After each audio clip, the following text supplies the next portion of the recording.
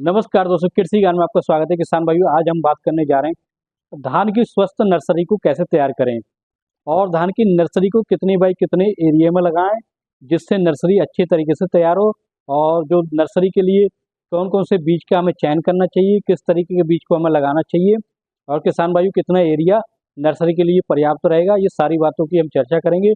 अगर आपने हमारे चैनल को सब्सक्राइब नहीं किया तो सब्सक्राइब जरूर कर लें। किसान भाइयों, अगर आपने हमारे चैनल को सब्सक्राइब नहीं किया तो सब्सक्राइब जरूर कर लें ताकि हम आपके लिए ऐसी जानकारी वाली वीडियो ला सकें। किसान भाइयों, सबसे पहले हम बात करने जा रहे हैं धान की नर्सरी किस तरीके से तैयार करें। किसान भाइयों, सबसे पहला जो स्टेप होता है वो धान की नर्सरी होती है। अगर हमारी धान की नर्सरी सही तरीके से तैयार हो जाती है तो धान की फसल अच्छी पैदावार देती है, अच्छा विकास होता है, अच्छे कल्ले देती है। और इसी तरीके से किसान भाइयों, हमें बहुत अच्छे से ध्यान देना है कि किस तरीके से हमें धान की नर्सरी को तैयार करना है, कितने एरिया में तैयार करना है और स्वस्थ नर्सरी को तैयार करने का क्या तरीका होता है। सबसे पहले किसान भाइयों, हम बात करते हैं कौन से खेत में हम धान की नर्सरी को लगाना चाहिए। जिस खेत की मिट्टी चिकनी या दोमट हो उस खेत में नर्सरी का हमें प्रयोग करना चाहिए, नर्सरी डालना चाहिए।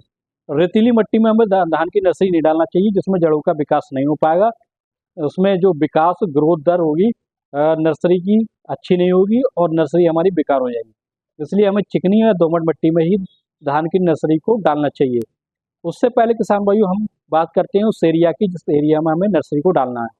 ऐसे खेतों में हमें धान की नर्सरी को नहीं डालना है जहाँ हमने सरसों की फसल की थी, जहाँ सरसों ज़्यादा से ज़्यादा दाने गिर गए थे या दाने जमे आते, वहाँ पर हमें नहीं डालना चाहिए। किसान भाइयों, नर्सरी में फंगस का अटैक होने का खतरा बना रहेगा और वहाँ पर जो सरसों थी गिरी थी, जो दाने गिरे थे वो दोबारा जमाएंगे, इससे हमारी नर्सरी होगी वो बेकार हो जाएगी। बिल्कुल ऐसे खेतों में डालना है जहाँ पर खेत साफ सुथरा हो, उसको बहुत ही गहराई में जुतवा देना चाहिए। जुतवाने के बाद किसान भाइयों, उसमें हमें एक ऐसी खाद का प्रयोग करना चाहिए जैसे कोई सड़ी गली खाद, गोबर खाद हो, उसका हमें प्रयोग करना चाहिए। उसको दोबारा से जुतवा देना चाहिए। जुतवाने के बाद किसान भाइयों, उसमें एक बार हमें पलेवा कर देना चाहिए, यानी एक बार सिंचाई कर देनी चाहिए, कोई एक बार पलेवा कर देना चाहिए।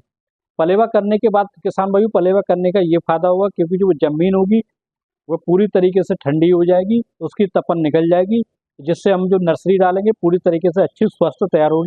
इसलिए सबसे पहले किसान भाई इस बात का ध्यान देना बहुत जरूरी है, इस बात का ध्यान देना बहुत जरूरी है। ऐसे खेतों में हमें पलेवा करना चाहिए। पलेवा करने के बाद किसान भाइयों, कुछ दिन के लिए हमें ऐसे ही छोड़ देना चाहिए। किसान भाइयों, हमें एक स्वस्थ बीज का चयन करना चाहिए, एक ऐसी वैरायटी का हमें चयन करना चाहिए जिसमें फंगस का अटैक कम होता हो, जिसमें बीमारियां कम लगती हों। ऐसे हमें धान का बीज का सिलेक्शन करना है और सिलेक्शन करने के बाद किसान भाइयों, उस धान के जर्मिनेशन के लिए किसान भाइयों से एक बाल्टी में डाल देना है। बाल्टी में डालने से पहले किसान भाइयों, हमें बीज को उपचारित करना बहुत जरूरी होता है। अगर हम बीज को उपचारित कर लेते हैं तो हमारी धान की नर्सरी स्वस्थ अच्छी। और धान की नर्सरी को किसान भाइयों, धान के बीज को जर्मिनेशन के लिए हमें क्या करना है, उपचारित करना है। इसके लिए हम किसान भाइयों थायोफेनेट मिथाइल 70% WPP आता है, जो 2 ग्राम 1 लीटर पानी के हिसाब से घोल बना लेना है। घोल बनाने के बाद उस बीज को उपचारित कर देना है। उपचारित करने के बाद 24 से 48 घंटे तक तो जर्मिनेशन के लिए रख देना है। किसान भाइयों, मोटे धान का जो बीज होता है वो 24 से 48 घंटे लेता है और महीन धान का बीज जो जर्मिनेशन के लिए होता है वो 12 घंटे में ही जर्मिनेशन हो जाता है। इसके बाद किसान भाई, जैसे जर्मिनेशन हो जाए उसके बाद हमें धान की नर्सरी को बोने के लिए डालना चाहिए।